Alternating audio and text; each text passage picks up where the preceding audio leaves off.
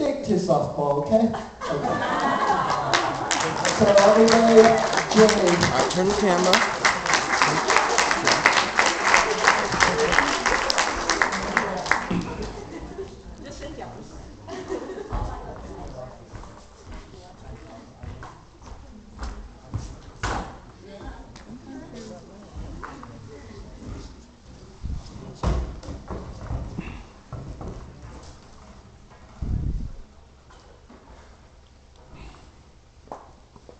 Cartoons. They're a beloved medium of entertainment. Ever since the olden days of Mickey Mouse, Bugs Bunny, Popeye, and Tom and Jerry, cartoons have evolved into many unique and diverse genres. Sadly, nowadays, cartoons have become, what's the word? God-awful.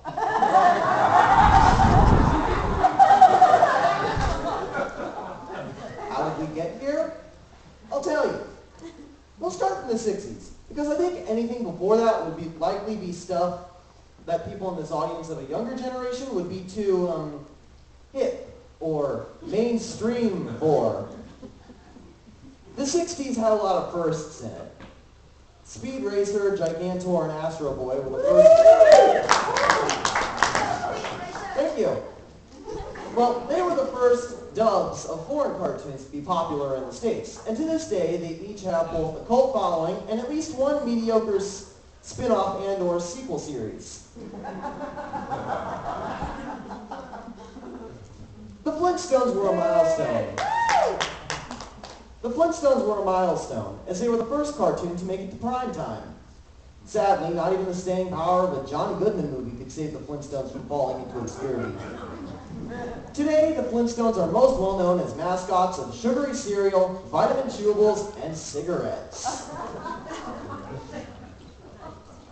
Johnny Quest broke new grounds by having plots centered around things like murder, drug trafficking, etc., and just being plain violent. Pretty hardcore stuff for a kid's show. Well, hardcore enough to get canceled after the first or second season thanks to angry, complaining helicopter parents at least. Which is a shame, because Johnny Quest was a fun, entertaining show. And it's a shame it had as brief a run as it did. My one complaint about it is, why is it called Johnny Quest? I mean, he doesn't do anything. I mean, look at him, he's just sitting there. If anything, this show should have been called Race Bannon. He's the one who does everything. The 70s were not very memorable. It was just people trying to copy the formula and success of Scooby-Doo. Shows like Speed Buggy, Josie and the Pussycats, and a few others that are so forgettable they're not even worth mentioning, followed the same formula of meddling kids, talking animals, war machines, and evil masterminds. I mean, the same thing over and over again just gets boring. I mean, no wonder so many kids were doing drugs.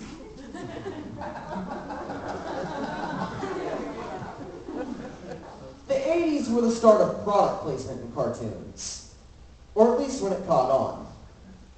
Shows like Inhumanoids, He-Man, The Real Ghostbusters, Teenage Mutant Ninja Turtles, Thundercats, and Transformers. You know, the titles of a lot of these shows start with the letter T, huh? Well, anyway, the mentioned shows either had toy lines based on them or created solely to market the toys. But I can forgive those old shows for those practices because, well, at least they were good. The 90s had a lot of change. The Simpsons, need I say more? An iconic and very well-written series that's continued to this day. It paved the way for both animation geared more towards adults and prime-time animation. So whilst the Flintstones introduced the idea, the Simpsons popularized it.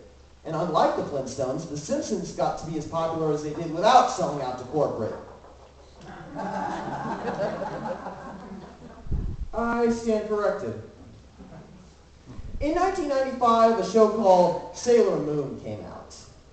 It was pretty successful, still has a strong fan base, and popularized Japanese animation, launching it into the mainstream. Thus, of course, putting countless hard-working American animators out of a job in the process. Now, I've never seen this show, so I can't give a coherent critique on it, nor do I know what it's about. Power Rangers meets Barbie is my guess.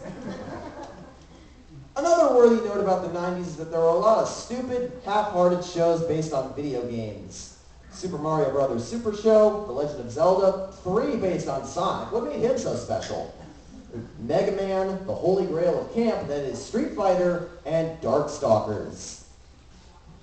Yes, wow.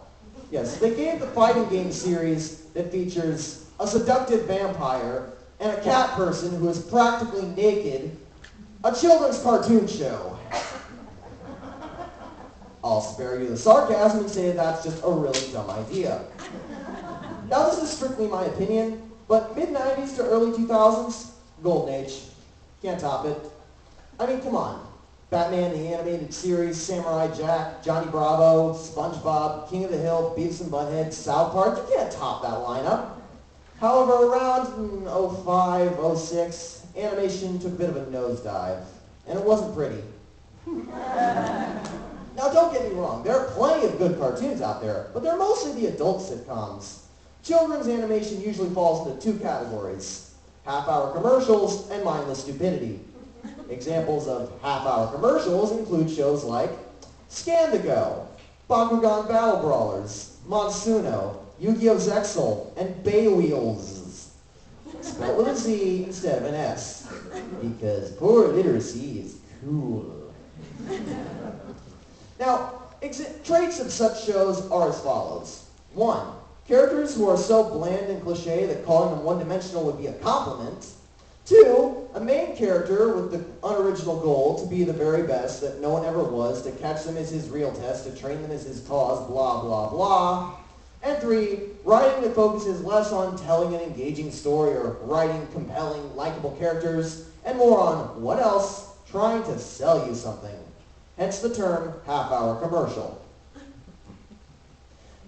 Examples of mindless stupidity include shows like Annoying Orange, The Regular Show, Secret Mountain Fort Awesome, also Yu-Gi-Oh! Zexal, and The Problem Solvers. Also spelled with a Z instead of an S, as you can guess. Now, these shows are so obtuse that they only have one thing in common. They're comedies, in the loosest use of the definition.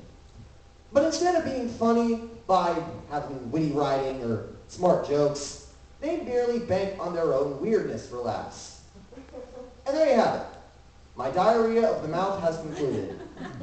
So go home once this show's over and find something good on TV. Good luck. You're going to win it.